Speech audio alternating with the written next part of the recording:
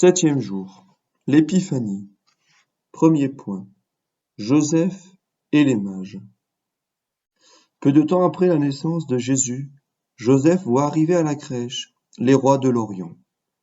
Guidés par une étoile miraculeuse, ils viennent jusqu'à Bethléem et entrent dans l'étable, se prosternent devant le Sauveur nouveau-né et lui offrent pour présent de l'or, de l'encens et de la myrrhe.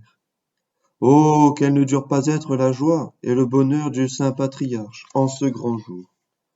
Avec quel empressement il accueille les mages, leur montre le divin enfant, leur livre à leurs adorations et reçoit en son nom les présents qu'il lui offre. Comme il bénit la bonté de Dieu, qui veut que le salut soit présenté à tous les hommes, sans distinction d'origine et de nationalité. Oui, ô Joseph, réjouissez-vous, tressaillez d'allégresse.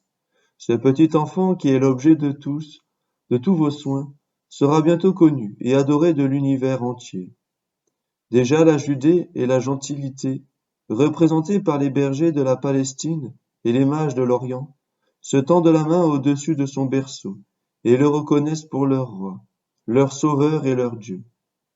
Déjà commencent à s'accomplir ces paroles prophétiques. Tous les princes de l'univers l'adoreront et toutes les nations se dévoueront à son service.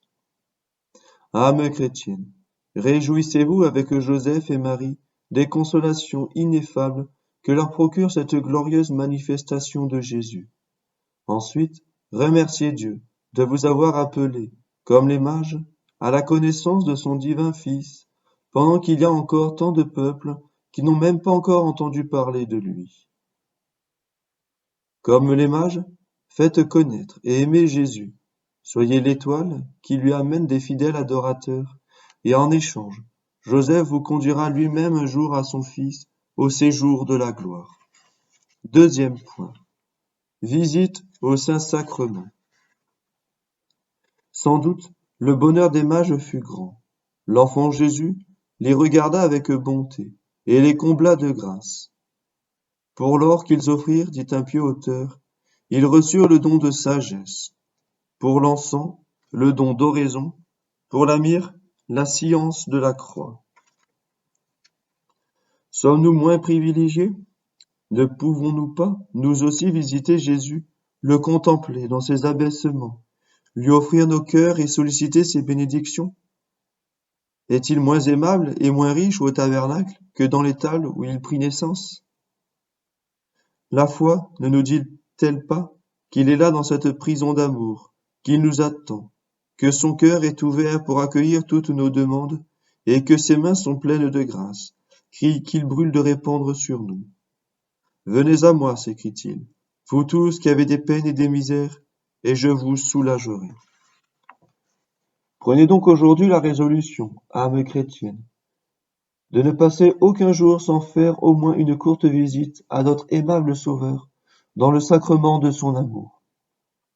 Thérèse de Jésus, Catherine de Sienne, Louis de Gonzague auraient voulu pouvoir demeurer à ses pieds toute leur vie, et saint François Xavier passait souvent des nuits entières en adoration devant la divine Eucharistie. En un mot, la dévotion envers Jésus hostie a été la dévotion de tous les saints. Que ce soit aussi la vôtre. Ne cherchez pas ailleurs des consolations.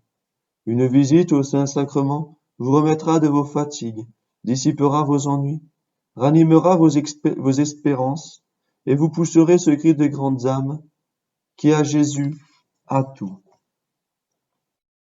Exemple. Les saints ont tous aimé d'une particulière tendresse les mystères de l'enfant Jésus.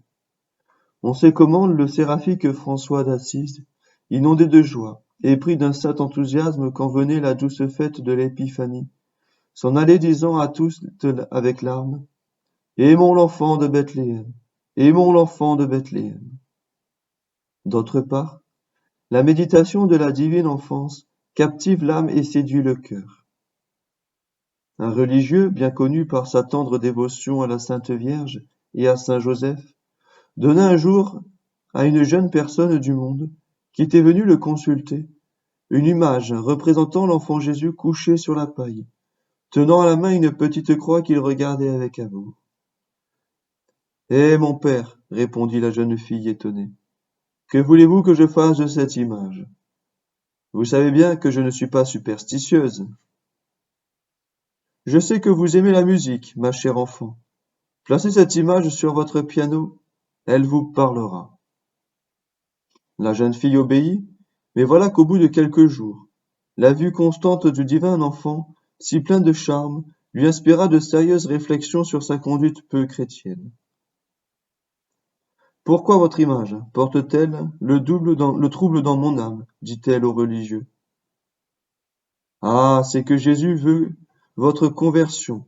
Il frappe avec sa petite croix à la porte de votre cœur, et il ne vous laissera point de repos que vous ne lui ayez donné entièrement. Adressez-vous à saint Joseph, le père nourricier de Jésus. Il facilitera votre retour.